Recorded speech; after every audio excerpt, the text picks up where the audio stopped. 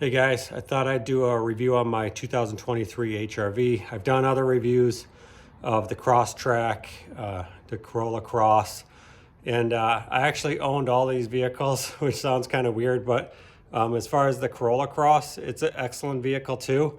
But I found that the HRV is a little more refined and it has a larger back seat, which was basically the reason I switched from a Corolla Cross to a HRV. So I'm going to go through just some basic stuff just so you get an idea of why I selected this vehicle and why I think it was better than the competitors. And it's going to depend on your needs too. So for me, I have 3 kids. So back seat and storage was very important to me. So if you look at something like the Mazda, it's a great vehicle, but the back seat is so tiny you can't even, you put people back there basically. So let me walk around and give you a quick tour. So I'm not really going to get into really technical specifics here, but one cool thing about the Honda, and a lot of people actually like this, is it's a non-turbo. It's a very simple engine. It's based off the Civic. It does a lot of great things. For right now, I'm getting, on the 2,000 miles that I've owned it, I'm getting 35 miles per gallon. That's not even highway. That's 1 mile, maybe stop at a red light, or maybe hit a green, go another mile, same thing. So I mean, it's a lot of, I don't want to say stop and go, but it's a lot of city type driving. 35 miles to the gallon. That's for pretty much the ownership of the vehicle.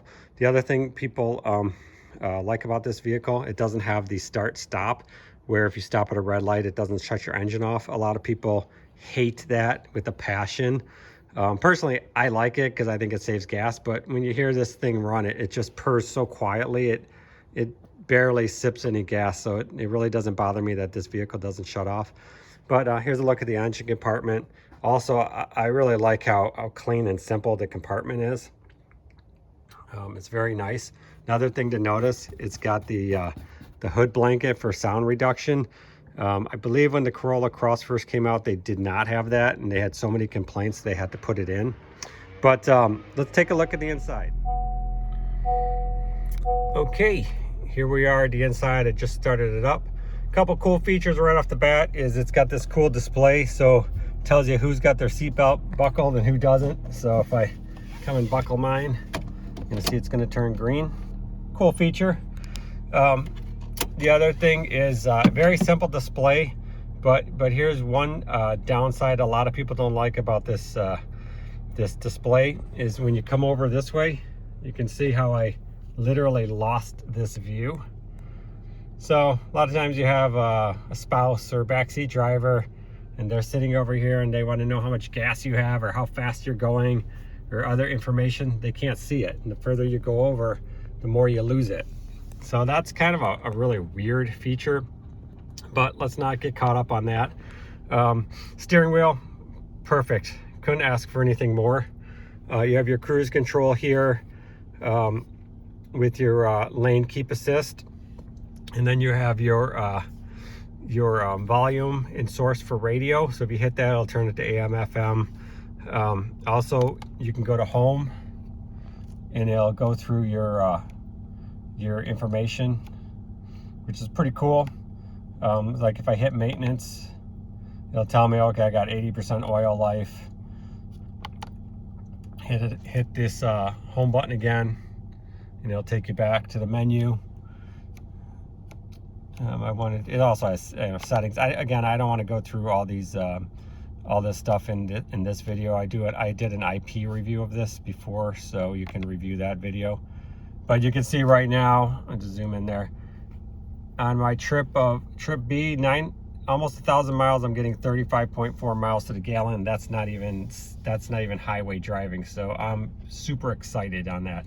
And when I do that kind of mileage, when I fill up the tank, my range goes to I think it's like 440 gallons, which is awesome.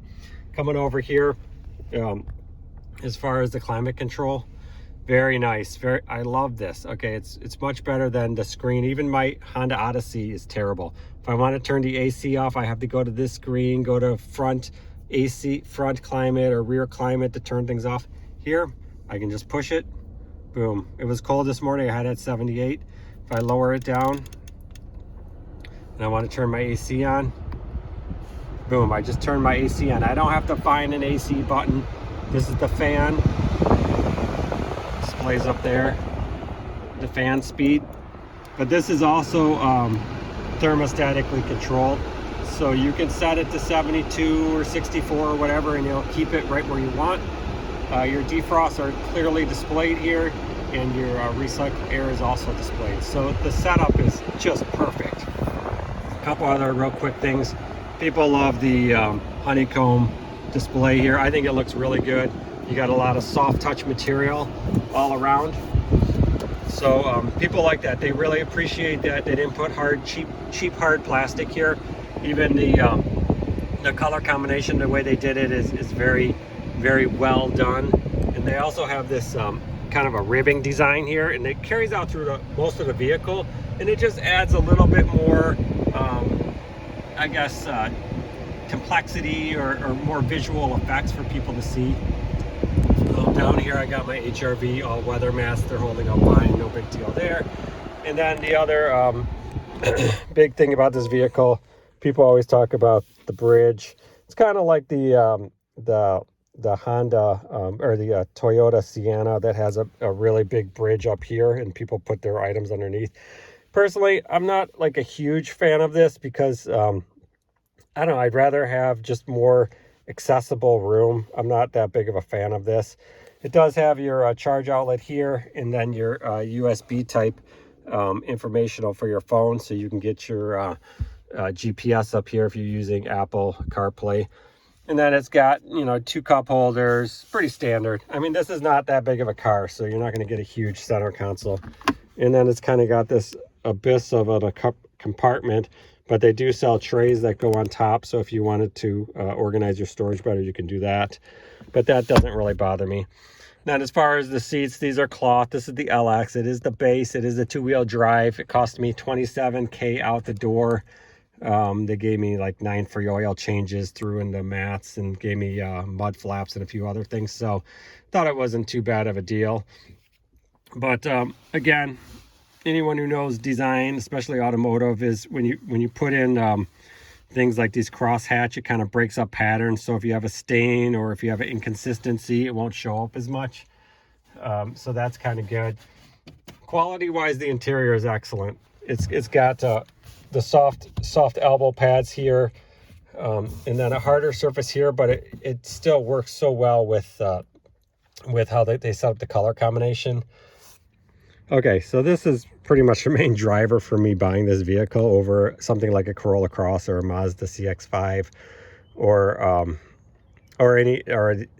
any other competitor out there. Is if you look at the legroom, and this is probably going to blow your minds, but this has the same amount of legroom as a RAV4, and you can look that up. It's like 0.2 of an inch smaller legroom, so it's extremely impressive. The only thing a lot of people complain about is it doesn't have the rear vents. And I'm going to tell you what, I've never had anyone complain about getting too hot or too cold back here. So I really, at this point, I don't see it as an issue. Maybe if you live in a super hot area and you're driving passengers around all the time, that could be an issue. I don't know. The other thing is this does not fold down on the LX model. Again, I don't care because I either have 3 kids back here or no kids. It doesn't matter. They're not going to use it. It might matter to other people. I'm just making those comments so you understand the vehicle. And then you can see if I sit in here, I'm 5'10", 5'11", plenty of room.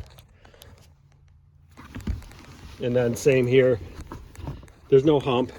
I mean, you know, it's almost nothing. So if you're in the middle, you could put your legs up. It's got the 1 pocket. Most manufacturers are doing that now. I don't know if that's a cost savings or what they're trying to do there. Again, the rear door design very similar to the front, and it also has that rib pattern. I think they might try to do that if you get a scratch, or maybe it would stop scratching if you have something coming along here. It might not create that line. It might break it up. One cool thing about this vehicle is it's got really, in my opinion, really cool headlights and tail lights.